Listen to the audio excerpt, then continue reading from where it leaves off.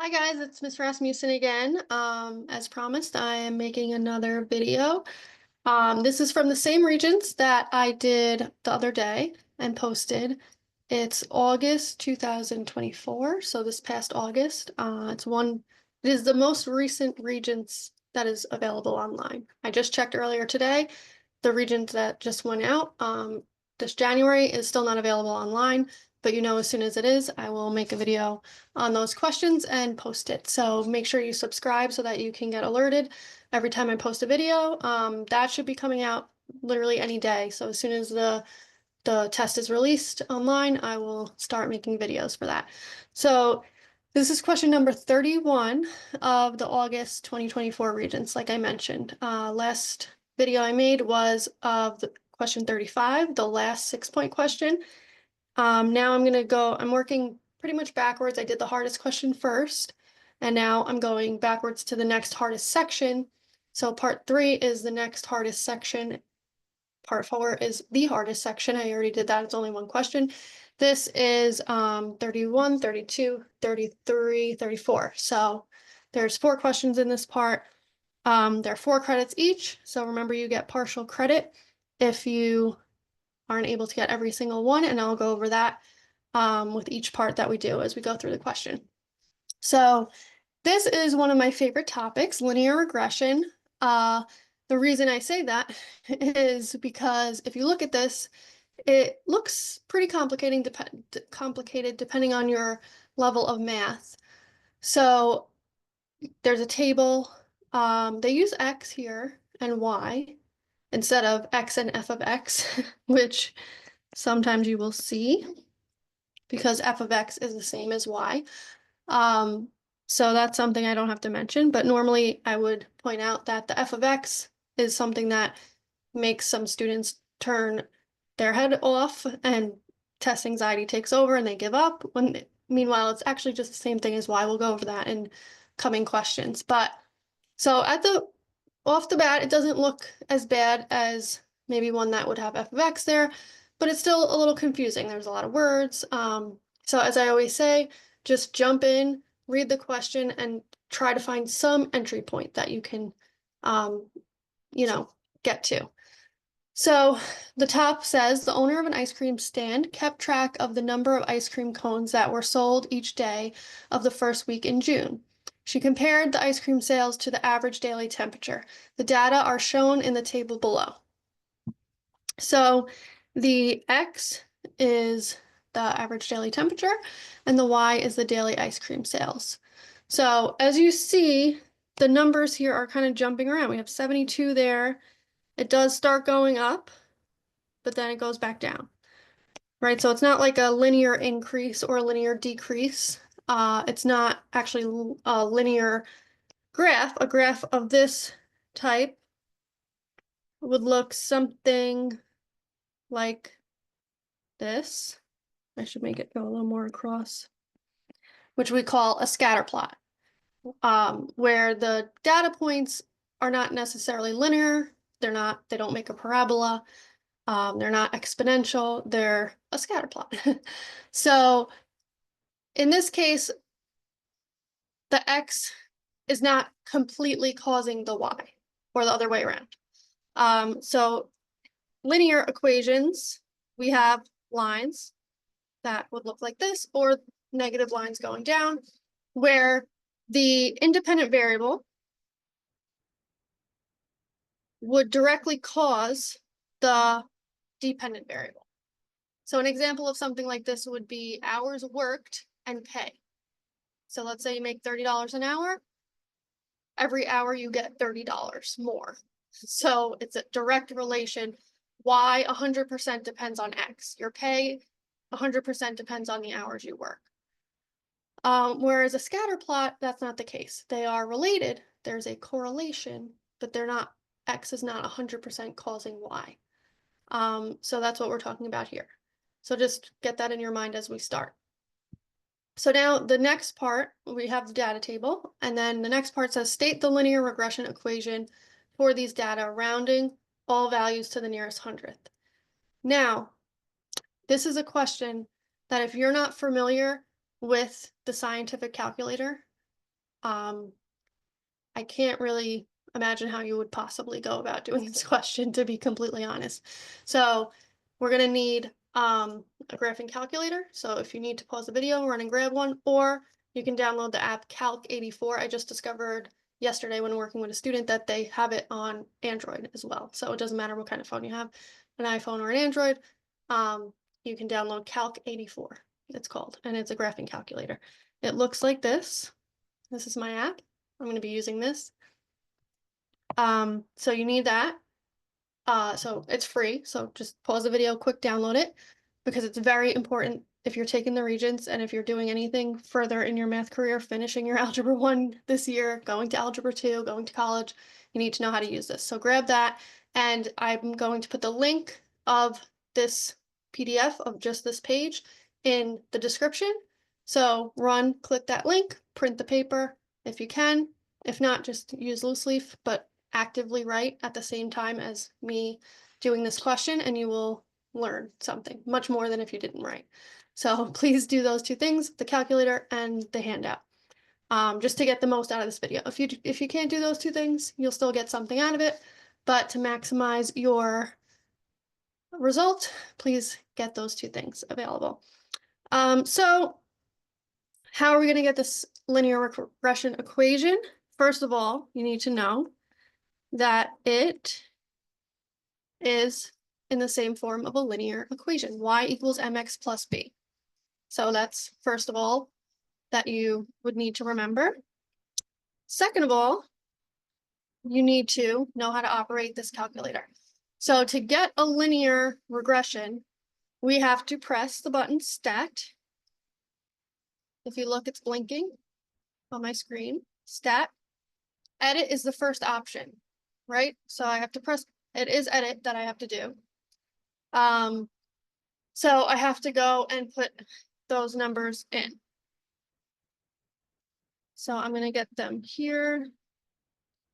Obviously, if you have to keep looking back and forth, that's fine, but I have mine here. So 72. So in L1, you put the X values, all the X values in the column L1 that is going up and down. Where I put 72, we're putting all the X values there.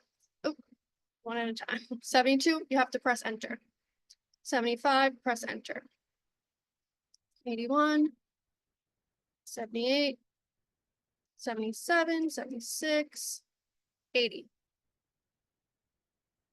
If you're, right now it's probably empty, but if you've done this before, there might be numbers in there. You have to go up to the top of L1 and click clear and enter. If you have this app, you just click on it, highlight it, press clear, it'll empty. But if you have the actual calculator, you'll have to go up to the top and press clear and enter. So now in L2, you're putting all the Y values from the table.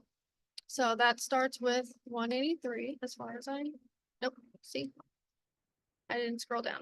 Okay, 126, 183, 263, 229, 200, 185, 249. So all my data is where it needs to be. So we did this by pressing stat and then edit. So I'll go back really quick because I know when I taught this, it was like, wait, miss, what do I press? What do I press? So I can only imagine that there's some of you at home, but you guys have the ability of going back in the video and rewinding. So stat, the button that's blinking, is how we got there. Edit is the first option. That's edit. And I'm at the list. Now, to get the linear regression equation, I have to press stat again, the button that's blinking. Click on the top, not there. Oops, stat. Calculate, click on the top. If you have this calculator, you just have to move the arrow over. And if you look, you see number 4 says linear regression, linreg, linear regression, AX plus B. It even has a format there to remind you. I highlighted in pink, AX plus B. So A, but it's really M. That's a part that my students would get confused about sometimes. So you press enter, gives me this, means nothing to me right now. Keep pressing enter, and it will give you this group of information. So I'm screenshotting that for myself to be able to bring it over to my worksheet.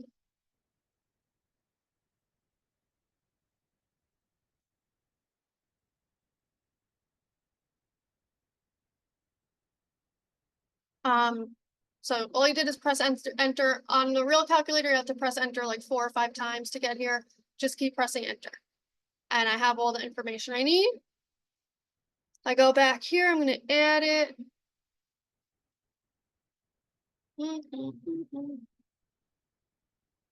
I could find it, which I can't. Okay.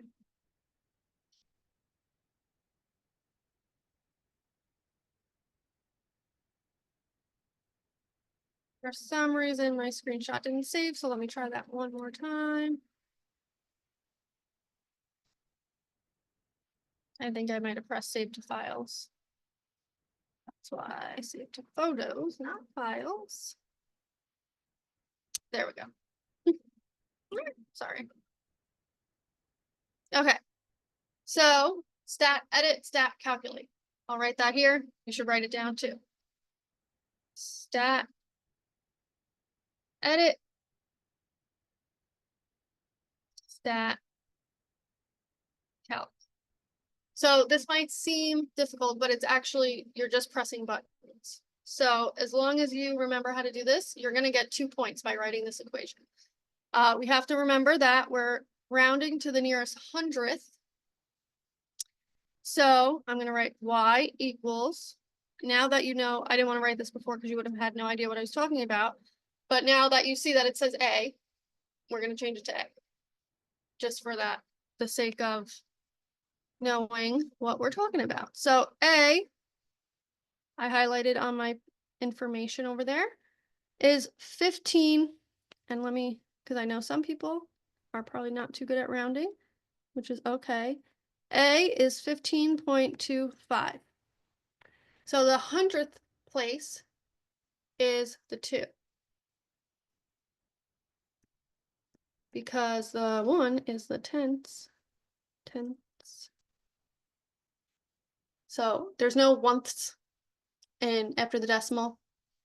So the number right after the decimal is always the tenths. The number after that is the hundredths, and then the next one is the thousandths, and so on. So this is 5, right? So anytime it's 5 or more, we change the number next to it increases by 1. So it becomes 15.13. If you have trouble with rounding, just comment and I will make a video on rounding. Don't be ashamed. A lot of us are very behind because of COVID or whatever reason. So don't be ashamed. Just let me know. I'll be happy to make a video. B is here. Negative 959.625. Negative 959.625. So this is the hundredths. This is 5 or more. So we add this, and I automatically always put a plus, but it's a minus. Or actually, I guess we can go over that. So let's say, since we have a negative, oh, I need more room than that. Negative 959.625. So let's go over that just quickly. Why not? With the integers. So we have a positive over a negative. So it just becomes negative. So it's because a positive times a negative is a negative, right? So there's a positive on the outside of the parentheses. Think of it as distribution. And you get this equation. Oh, and I didn't round the way I was supposed to, but that's okay. So now I'm rounding the way I was asked to the nearest hundredth. And that's my equation. I know that is very involved. These questions are hard for a reason. That's why they're worth multiple points. If you do that, you have 2 points. Now to get full credit, which is what we're always going for, we need to state the correlation coefficient to the nearest hundredth. So some of you might be saying, what is that? If you're in my old school where I used to work, I know that you're not saying, what is that? Because you know exactly what that is. So correlation coefficient. We have this group of information, right? So it is the R by itself, not the square. So what is that number? And one of my co-teachers always encourages students to just write it down no matter what, because if you don't round, you get 1 point.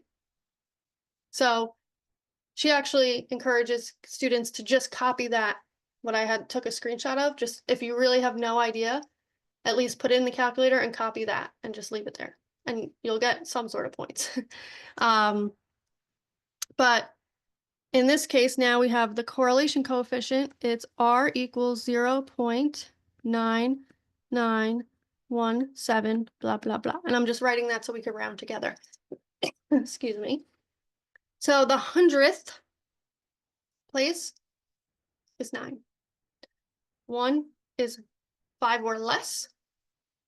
So, and you don't have to be as fancy as me with this, but I like to write my little squiggly equal sign, which means about 0.99. Box your answer so they know. 0.99. Done. You got more points there. So it's positive, right? And it's 99. So little notes on the side that you should write. The closer the correlation, I'm going to call it the CC, is to 1 or -1, the stronger it is. So given that, do you think this is strong or weak? Strong. It's very close to +1. So it's hard to say, but my rule of thumb is usually anything 0.9 to 0.75, I would say strong. Anything 0.75 to about 0.45, I would say moderate. And anything less than 0.45, I would say weak or negative, vice versa. So what does that mean? I'm just using these words. You might not know what that means. So that's where it's asking here. State what the correlation coefficient indicates about the linear fit of data. So this is my famous sentence starter. There is a blank correlation. Am I spelling that wrong? Yes, of course I am. Correlation between blank and blank.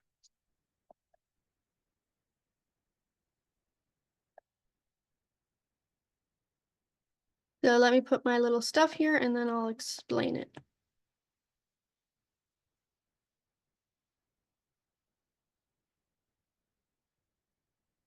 So these are the words you're going to fill in there.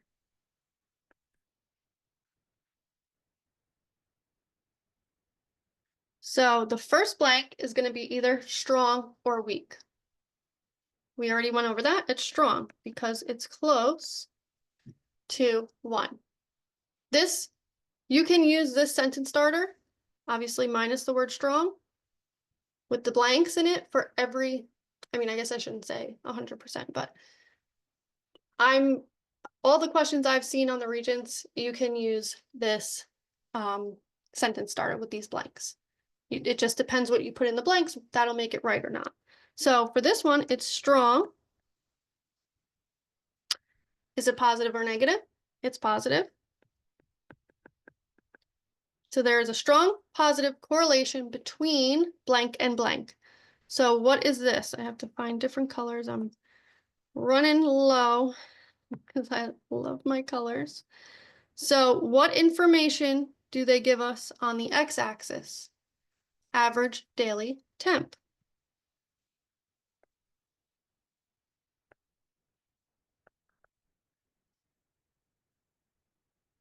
So you literally just write those words there. Whatever they tell you on the x-axis and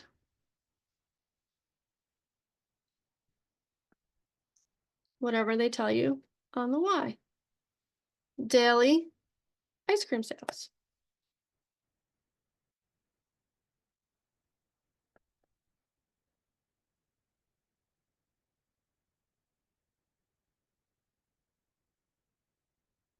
So there you go. If you are able to do all of that, you will get full credit on a question like this. And here's the bonus. There is any Regents that have come out in the last 6 years since I've been working, teaching, there's always a question like this in this section worth 4 points. So if you learn nothing in algebra and you learn nothing from my videos, please learn linear regression, because if you're able to do it, then you get 4 points on the Regents, because there's always going to be a question for, I mean, I can't say 100%, but so far there's always been a question about linear regression, and it's always been a 4-point question. So make sure you know this like the back of your hand, and you could do it with your eyes closed and you'll be good to go. If you can't, if you could do it, pretty well, you'll still be fine. So yeah, keep an eye out, subscribe to my channel to be alerted when I put out new videos, because like I said, I'm checking every single day to see when they put that test live online. And as soon as they do, I'll be making some videos. So I'm going to continue this series, adding to this particular test. I put it as a little section in my YouTube channel. So there'll be more to come. So, yep, enjoy. I hope you feel good about linear regression, and I'll see you guys soon.